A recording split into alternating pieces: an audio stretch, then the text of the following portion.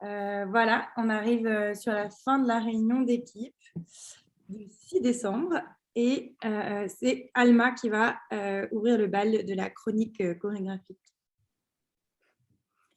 Alors, pour ma chronique féministe du jour, j'ai choisi de vous partager mes informations sur Jocelyne Bell. Donc, je fais un petit partage d'écran. Est-ce que vous voyez bien? Donc, Jocelyne Bell, c'est une astrophysicienne qui est née en 1943.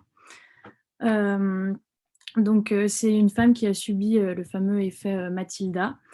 Donc, elle a été passée très jeune pour l'astronomie et elle s'oriente pour les sciences et obtient un diplôme à l'université de Glasgow. Et elle fait aussi des études en radioastronomie. Donc, elle participe à la construction d'un radiotélescope destiné à étudier les quasars. Et donc, une fois le télescope terminé, elle analyse les données et remarque que des anomalies ne correspondent pas au schéma typique. Et du coup, elle fait une découverte qu'elle signale à son patron. Mais comme c'était une femme et que c'était à l'époque, elle n'a pas été très soutenue par son patron, pas très écoutée. Et du coup, donc à ce moment-là, elle crée aussi une thèse. Et du coup, elle va à l'encontre de ses enseignants et elle décide de contre la volonté de ses enseignants d'approfondir sa thèse et d'approfondir ses recherches sur ce domaine-là. Donc, elle va découvrir les pulsars. Donc, ce sont des étoiles à neutrons qui tournent très vite sur elles-mêmes en émettant un rayonnement électromagnétique. Et donc, c'est une grosse découverte. Et du coup, ça va être publié pour la première fois dans une revue, mais ce n'est pas sa signature qui va être mise en avant, mais la signature de Anthony, attendez, oui. Mais oui, de Anthony Hewish, donc le directeur de la thèse de Jocelyne Bell. Donc, cette même année, elle va obtenir son doctorat et va quand même lui valoir une brillante réputation. Mais en 1974, c'est Anthony Hewish, donc le même mec qui a eu la signature dans le journal, qui va être récompensé au prix Nobel de physique. Et donc, encore une fois, on peut s'indigner de l'oubli de Jocelyn Bell Burnell. Et du coup, j'ai trouvé une vidéo qui résume beaucoup de chroniques qu'on a déjà fait sur les femmes scientifiques oubliées. Et donc, il manquait cette femme. Donc, je vous présente la vidéo qui résume très bien ce que je viens de vous dire. Ah mince, il faut que je mette le son.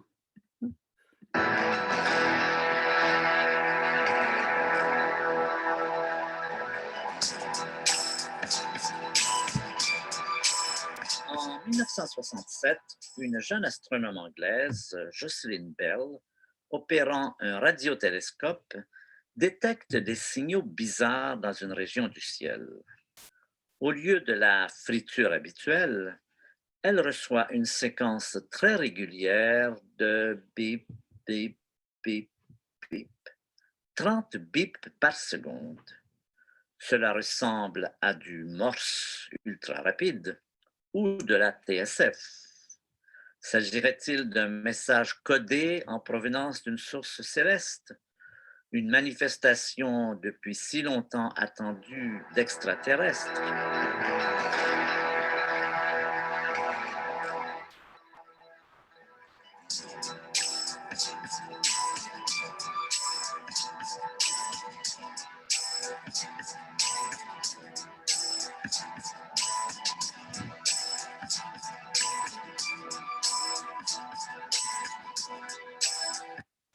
Donc voilà, une vidéo que je mettrai en lien qui est très intéressante et qui résume beaucoup de femmes. Et du coup, pour ma chronique expérientielle, donc toujours un peu dans le thème espace, lumière. Bon, pour une fois, je change de lieu, ce n'est pas à Paris. C'est une exposition de Roden Crater. Donc, il a créé un espace exceptionnel dédié à l'exploration de la lumière. Donc, qui ressemble à ça. Donc, c'est une œuvre d'art à grande échelle qui a été réalisée en Arizona. Et ce que je trouvais ça assez intéressant, c'est c'est une installation en gros construite à ciel ouvert sur un volcan. Donc, c'est un volcan qui est éteint depuis 400 000 ans et qui est connu pour être l'ancienne réserve Hopi. Ça doit être une tribu. Et du coup, en gros, il a survolé pendant 7 mois les États de l'Ouest des États-Unis pour chercher où est-ce qu'il pourrait créer son installation. Et du coup, sa réflexion, en gros, s'articule sur le fait que la lumière qui s'émane de l'installation, il veut apprendre à manipuler, entre guillemets, la lumière. Et du coup, il crée une sorte d'observatoire céleste au cœur d'un volcan, qui devient une évidence. Donc, c'est vraiment un lieu qui est spécifiquement conçu pour observer le ciel à l'œil nu, à la lumière, grâce à la lumière du ciel. Et du coup, on peut y voir plusieurs phénomènes astronomiques. Et vraiment, ce qui est intéressant, c'est que ça se voit à l'œil nu, quoi. Donc, je trouvais ça hyper intéressant. Et du coup, pour finir, donc ça, c'est un petit coup de cœur personnel, parce que moi, j'étais très fan des Indiens amérindiens quand j'étais jeune. Et donc là, c'est un musée qui est à Lyon, qui en gros, ce que je trouvais cool, c'est en gros, c'est un musée qui regroupe tous les clichés et toute l'image qu'on a des Indiens amérindiens. C'est un musée qui met en le faux, donc vraiment tout ce qu'on a vu dans les films, tout l'imaginaire créé autour de cette culture. Et ils le mettent très en avant. Et à côté de ça, ils mettent aussi des choses qui sont vraies, donc des vrais objets ayant appartenu à des Amérindiens et tout. Et donc, ça crée une sorte d'opposition un peu bizarre où on se rend compte qu'on est dans un univers complètement faux. Et donc, à la fin de l'expo, on s'en rend compte, tout ce qu'on vient de voir, c'est tout ce que nous, on imaginait.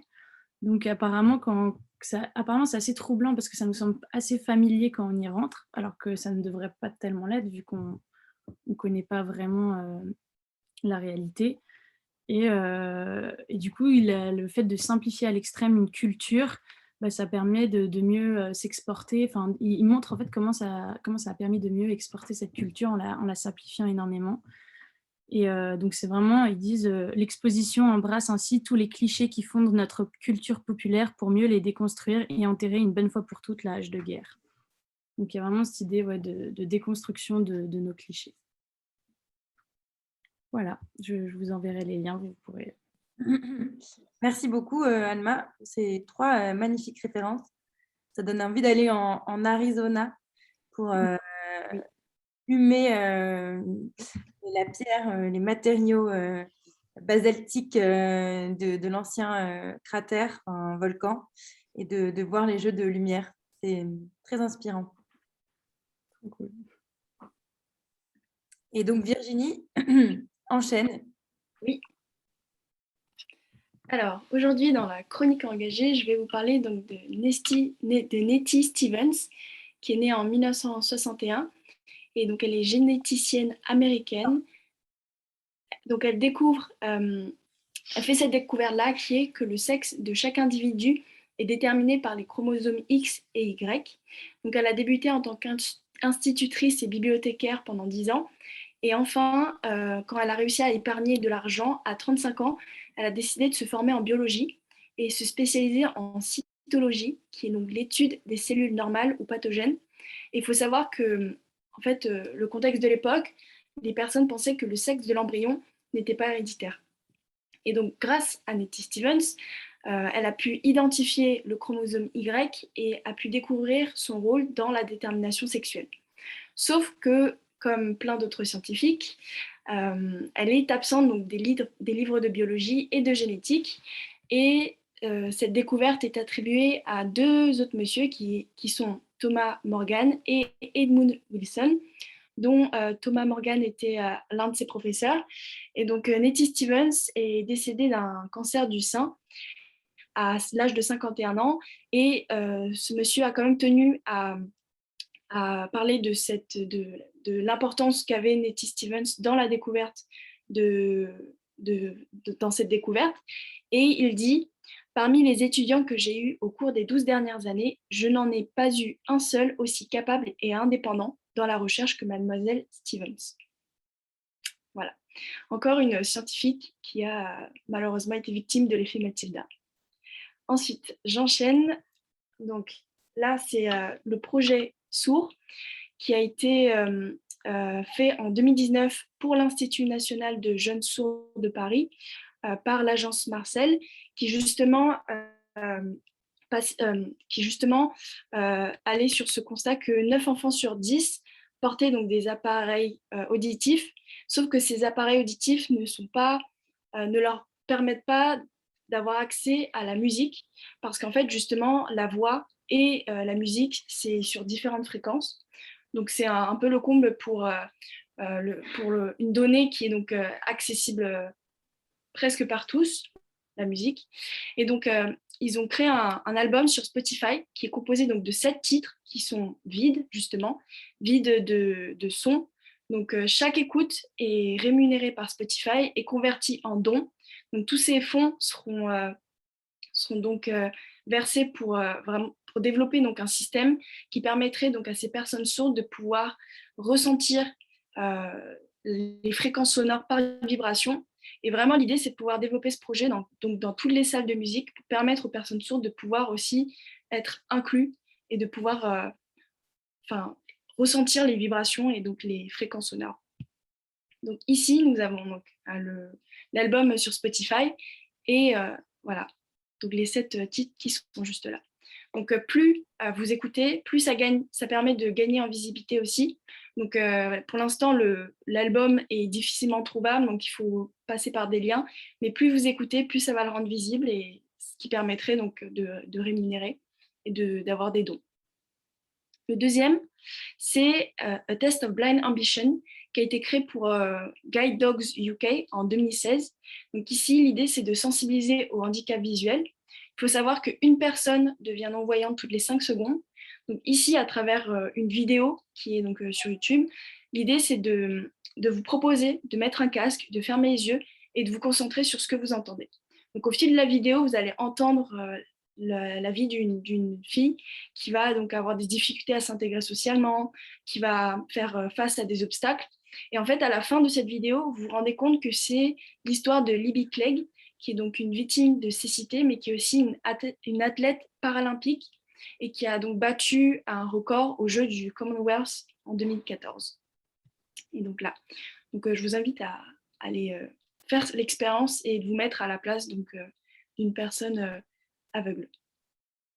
Et pour terminer, donc, je vous propose le marché de Noël féministe qui aura lieu le 18-19 décembre. À réserver votre place sur Eventbrite. Et donc, il y a un programme de folie. Donc, 40 stands de créatrices féministes et engagées, des marques de vêtements, d'accessoires, de solutions naturelles, etc. Des talks, des conférences, du stand-up et aussi des concerts. Voilà. Super. Ça donne envie. Cool, ouais. D'aller se promener vers le Ground Control le week-end qui vient. Exactement. Ouais. Très impressionnée par la petite playlist silencieuse là. On ne manquera pas. Alors nous, on n'a pas Spotify, mais on est plutôt Deezer, mais il faudra qu'on la trouve sur Deezer, ça doit bien exister. Et par la ténacité de Nettie Stevens. Merci beaucoup. Merci. Et puis bon appétit. Oui, bon appétit.